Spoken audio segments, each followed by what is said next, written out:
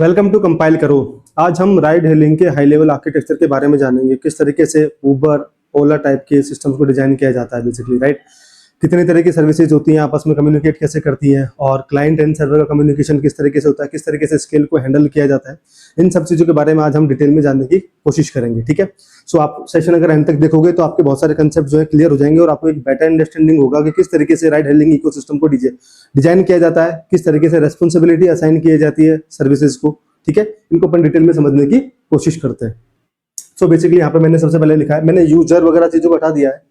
आप यहाँ पे देंगे सबसे पहले आपके पास होम सर्विस होती है। होम होता है जब आप कोई भी पेज पे लैंड करते हो तो पहला पेज जो आपको दिखता है उसमें आपको मैप ऐप दिखता है, ठीक है। आपके पर्सनलाइज व्यू के हिसाब से आपको चीजें दिखती हैं उसके अंदर, ठीक है। कुछ कॉमन होती है, कुछ पर्सनलाइज व्यू के हिसाब से बैनर वगैरह भी दिखते हैं आपको, ठीक है। वो होम पेज वहाँ पे होता है। उसके बाद आती है ट्रिप सर्विस। जब आपके पास सक्सेसफुल कोई बुकिंग हो जाती है उसको बोलते हैं ट्रिप, ठीक है। तो बेसिकली ट्रिप यहाँ पे एक ऑर्डर सर्विस का काम करती है, ठीक है। उसके बाद आता है बिलिंग सर्विस। तो बेसिकली जब आप कोई भी व्हीकल या फिर कोई भी आप डेस्टिनेशन डालते हैं, सोर्स से डेस्टिनेशन के लिए आप कोई जगह डालते हैं, उसके बाद में आपके पास जितने भी ऑप्शंस आते हैं व्हीकल सर्विस के थ्रू, ठीक है, कि आपके पास कौन सी कैब अवेलेबल है, ऑटो का प्राइसिंग कितना है, उसका प्राइसिंग कितना है, वो सारी चीजें जो है आपके पास में बिलिंग सर्विस से ड्राइव होती है। तो बेसिकली जो बिलिंग सर्विस होती है ये behind the scene pricing service से बात करती है। प्राइसिंग जो सर्विस होती है ये डायनामिक प्राइसिंग को सपोर्ट करती है, मतलब रूल इंजन बेस्ड प्राइसिंग होती है इसके अंदर, ठीक है। डायनामिक प्राइसिंग होता है। तो बिलिंग बेसिकली यहाँ से लेके आता है, इसके बेसिस पे एक प्राइसिंग को फाइनलाइज करता है उस वाले इंस्टेंस के लिए, मतलब क्या एक सेशन आईडी के लिए प्राइसिंग को मैंने फिक्स कर दिया है, ठीक है। उतने समय के लिए वाली प्राइसिंग वैलिड होगी, इसलिए मैंने बिलिंग सर्विस को यहाँ पे रखा है। उसके बाद आपके पास पेमेंट सर्विस होती है जो कि थर्ड पार्टी से बात करके पेमेंट कैप्चर करती है।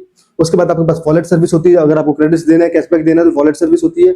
एक ड्राइवर सर्विस होती है जहाँ पे आप सारे ड्राइवर्स की ऑनबोर्डिंग करते हैं, उनकी प्रोफाइलिंग को मेंटेन करते हैं, उसमें ड्राइवर का रेटिंग और उसकी पूरी प्रोफाइल का डेटा ड्राइवर सर्विस में होता है।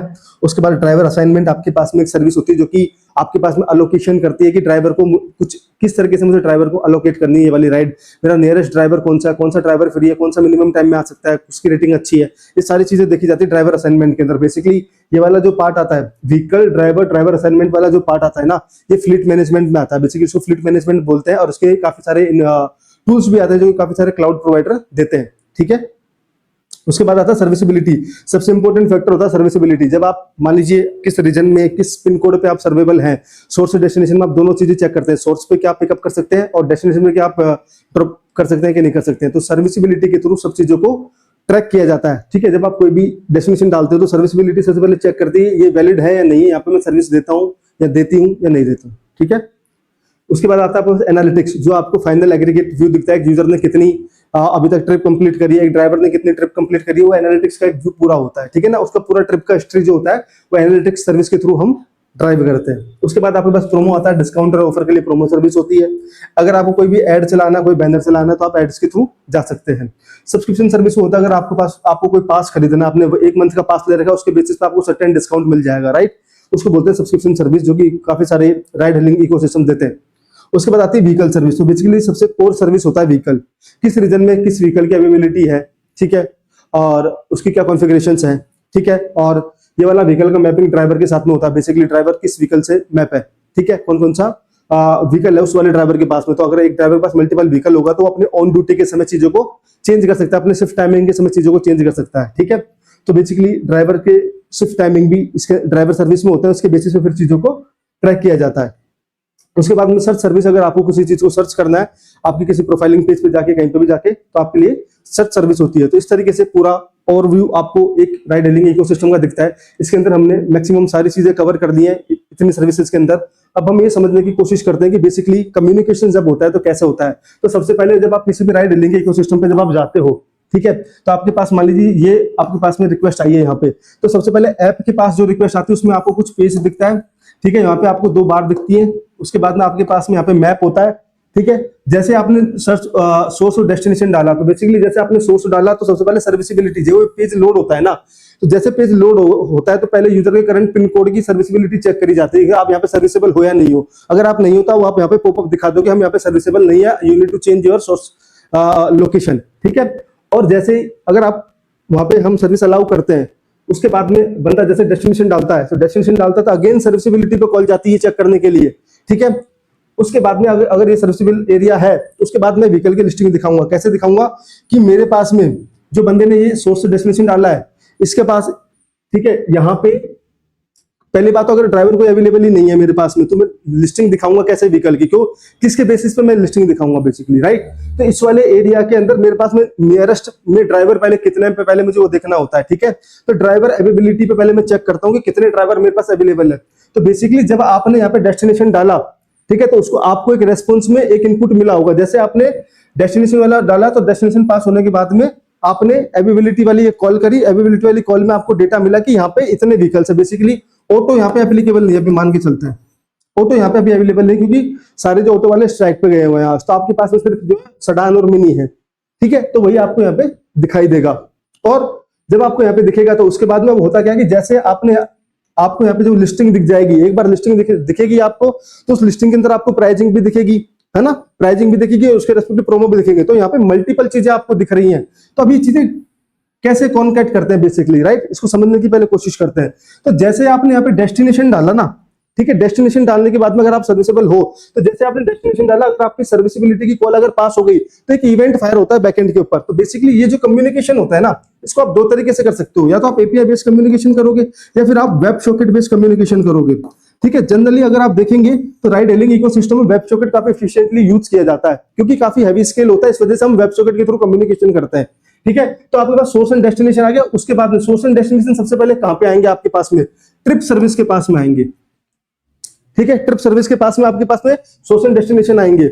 इस वाली ट्रिप सर्विस के पास में जैसे आएंगे तो आप क्या करोगे, रिक्वेस्ट आईडी जनरेट करके एक टेबल में लॉक कर दोगे इस वाले को, सोर्स एंड डेस्टिनेशन, और उसके बेसिस पे फिर उसकी बिलिंग की इंफॉर्मेशन, उसकी प्रोमो की इंफॉर्मेशन, ठीक है, जो भी आपको लेने आनी है, और उसके बेसिस पे ड्राइवर की अवेलेबिलिटी आपके पास में कितनी है और कौन कौन से व्हीकल अवेलेबल है, ये सारी इंफॉर्मेशन आप गैदर करके लाते हो, और उसके बाद आप फाइनली यहाँ पे रिटर्न करते हो। तो बेसिकली ट्रिप सर्विस जो आपके पास में होता है ना, वो सेंटर पॉइंट ऑफ इंटरेक्शन होता है। ट्रिप सर्विस आपके पास बिलिंग से बात करेगा, ठीक है।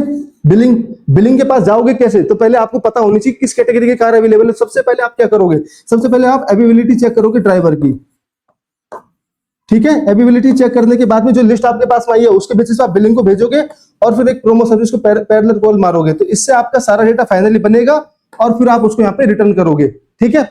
अब जैसे बंदे ने उसको बुक नाउ करा, क्योंकि रिक्वेस्ट आईडी जनरेट हुआ था, मैंने प्राइसिंग फ्रीज कर दी है उतने समय के लिए, और जैसे बंदे ने बुक नाउ करा, बुक नाउ करने के बाद रिक्वेस्ट आईडी वैलिडेट करेगा, ट्रिप में एग्जिस्ट करती है, बिल्कुल करती है, और इसके करस्पॉन्डिंग बिलिंग की इंफॉर्मेशन करेक्ट है, बिलिंग सर्विस से पूछ के वैलिडेट कर लूंगा, ठीक है, और प्रोमो से वैलिडेट कर लूंगा, प्रोमो लगा है तो, ठीक है, और उसके बेसिस पे मैं जाके बाकी चीजों को असाइन कर दूंगा। जैसे आपने यहाँ पे ड्राइवर असाइनमेंट दिखा, तो आपने चीजों को लॉक करा है यहाँ पे, ठीक है, तो उतने समय के लिए आपने वहां पे लिस्टिंग दिखा दिया, ठीक है। अब मान लीजिए ऑन द फ्लाई एक ड्राइवर ऑफलाइन हो गया, ड्राइवर ऑनलाइन होगा तब जाके तो आप अवेलेबिलिटी दिखा पाएंगे, लेकिन ऑन द फ्लाई अगर ड्राइवर ऑफलाइन हो गया तो आप उसको कैसे टैकल करेंगे, तो आप उसको सारे इवेंट्स को वेब सॉकेट्स के थ्रू भेजेंगे। तो बेसिकली अगर आपने यहाँ पे 3 गाड़ियां दिखाई थी, अब ये वाली गाड़ी ऑफलाइन हो गई है, तो बाकी 2 उसको दिखेंगे। तो कैसे होगा कि जैसे वो बुक नाउ पे क्लिक करने आएगा, उस समय पे आप अगेन अवेलेबिलिटी चेक करोगे, जितनी भी मेरे पास रिक्वेस्ट आईडी आई है, तीनों कार की एक्टिव अभी भी है या नहीं है, वो बोलेगा एक्टिव है तो आगे बढ़ेंगे, अदरवाइज क्या बोलेगा, फिर आपके पास 2 ही ऑप्शन है, ठीक है।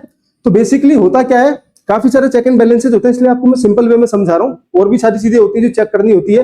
तो किसी भी राइड हेलिंग के अंदर जब आप कोई भी इकोसिस्टम बनाते हैं, ठीक है, तो ट्रिप सर्विस सबसे इंपॉर्टेंट होती है, क्योंकि ट्रिप सर्विस बाकी सर्विसेज से बात करती है, बिलिंग से बात करेगी, प्राइसिंग के लिए, प्रोमो से बात करेगी, ऑफर के लिए, ठीक है, और अवेलेबिलिटी चेक करेगी ड्राइवर वगैरह के साथ। तो बेसिकली ट्रिप सर्विस ही कम्युनिकेशन पॉइंट होता है फ्लीट इंजन का। तो ये फ्लीट इंजन का पार्ट है, ड्राइवर और असाइनमेंट वाला, ठीक है ना।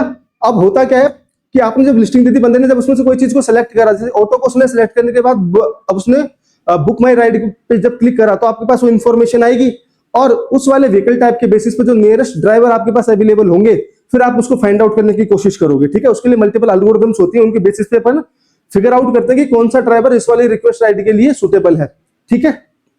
अब यहाँ पे एक इंपॉर्टेंट कंसेप्ट अपन ने समझा कि कुछ कम्युनिकेशंस वेब सॉकेट के थ्रू होते हैं, कुछ एपीआई के थ्रू होते हैं। तो जो कोर एक्शंस होते हैं, तो कोर एक्शन में आपके पास में क्या क्या आ जाएगा, बुक माई राइड हो गया आपके पास में, कैंसिल हो गया आपके पास में, ये सब चीजें आप एपीआई के थ्रू करेंगे। बाकी एक्शन जो है वो आप वेब सॉकेट के थ्रू करेंगे, जिससे आप इफिशिएंटली चीजों को टैकल कर पाए, ट्रैक कर पाए, और चीजों को संभाल पाए उस वजह से, ठीक है।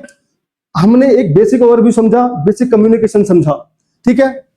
अब यहाँ पे सब्सक्रिप्शन सर्विस, जब आप कोई भी पास आज खरीदने जाएंगे, सबसे आपका ये वाला सर्विस काम आएगा। अगर आपको बैनर दिखाने, ऑफर के या कोई ऐड दिखाना है, तो आप ऐड सर्विस आपके लिए काम आएगी। एनालिटिक्स, जितने भी ट्रिप का जो फाइनल कंप्लीट हो रही है, या फिर जितनी जर्नी कंप्लीट हो रही है सारा का सारा डेटा आपके पास एनालिटिक्स सर्विस में जाता रहेगा और यहाँ से आप एक ओवरव्यू बना के फाइनली यूजर की प्रोफाइलिंग में या ड्राइवर की प्रोफाइलिंग में चीजों को दिखा देते हो।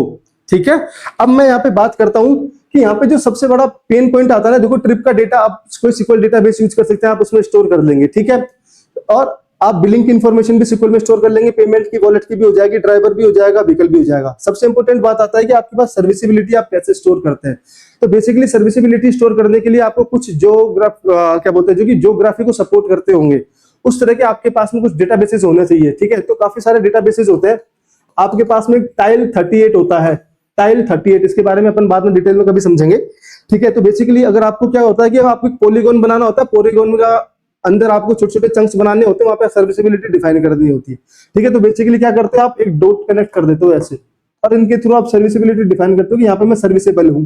ठीक है, और आप यहाँ पे कोई पर्टिकुलर एरिया भी मार्क कर सकते हो कि ये वाला जो एरिया है नॉन सर्विसेबल है मेरे लिए। तो एक बड़े सर्विसेबल एरिया के अंदर छोटा नॉन सर्विसेबल एरिया भी हो सकता है, मतलब आर्मी का एरिया होगा जहां पे आप पिकअप और ड्रॉप अलाउ नहीं है फॉर एग्जाम्पल। ठीक है, इसलिए सर्विसिबिलिटी क्रिटिकल होती है। उसके बाद में जो ड्राइवर जो होता है, ठीक है, वो कुछ अपने हार्ट बीट भेजता रहता है रियल टाइम पे, उसका डेटा आप कैसे स्टोर करोगे। ठीक है, किस समय पे क्या इवेंट आया था, और जो आप ट्रिप की ड्यूरेशन का जितना भी आपके पास डेटा है, ठीक है, वो आपके पास आएगा तो आप उसको कैसे स्टोर करोगे। तो वो पूरा का पूरा जो डेटा होता है वो टाइम सीरीज डेटाबेस में आप स्टोर करते हो।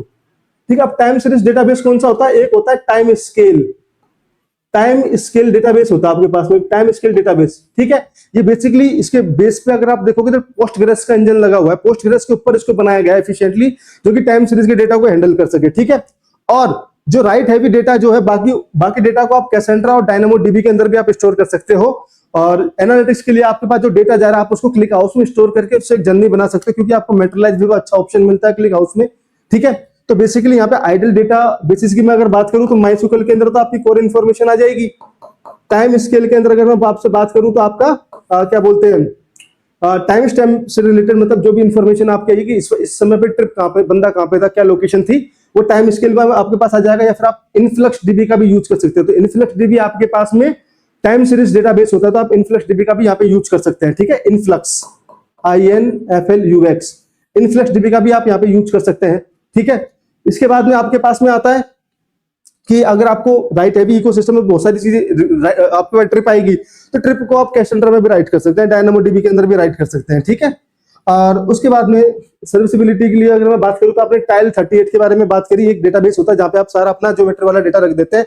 आप रेडिस में भी रख सकते हैं इस वाले डेटा को कैशिंग करने के लिए। तो बेसिकली आप क्या लेयर लगाते हैं कि आप रेडिस के अंदर भी डेटा रखते हैं और आपके पास टाइल 38 में भी आप डेटा रखते हैं। ठीक है ना, तो इस तरीके से अपन बेटर वे में चीजों को सर्व कर देते हैं।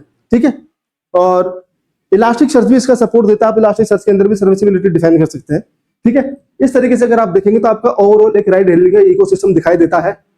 सबसे इंपॉर्टेंट पार्ट आपके पास ड्राइवर असाइनमेंट होता है, ट्रिप सर्विस होती है, बिलिंग होता है, आपके पास में सर्विसिबिलिटी होता है। इन पे आपको मेनली फोकस करना होता है, किस तरीके से आप इनको डिजाइन करेंगे, किस तरीके से इनका डेटाबेस होना चाहिए। ठीक है, और किस तरीके से आप प्राइसिंग को फ्रीज करेंगे। तो बेसिकली डायनामिक प्राइसिंग होती है, सर्ज प्राइसिंग होती है, एक्स फैक्टर के साथ में प्राइसिंग को बढ़ाया जाता है, वो रीजन पे डिपेंड करता है, मौसम पे डिपेंड करता है, ट्रैफिक पे डिपेंड करता है। ठीक है, टाइमिंग पे डिपेंड करता है। तो बहुत सारे फैक्टर्स होते हैं डायनामिक प्राइसिंग के अंदर, जिनको कंक्लूड करके फाइनली फिर प्राइसेस को फ्रीज किया जाता है उस वाले रिक्वेस्ट आईडी के लिए। ठीक है, इसी तरह के इसके लेवल आर्किटेक्चर को डिटेल में जानने के लिए जुड़े रहिए हमारे साथ में, और इस वाले चैनल को ज्यादा लाइक, सब्सक्राइब और शेयर करिए। Thank you.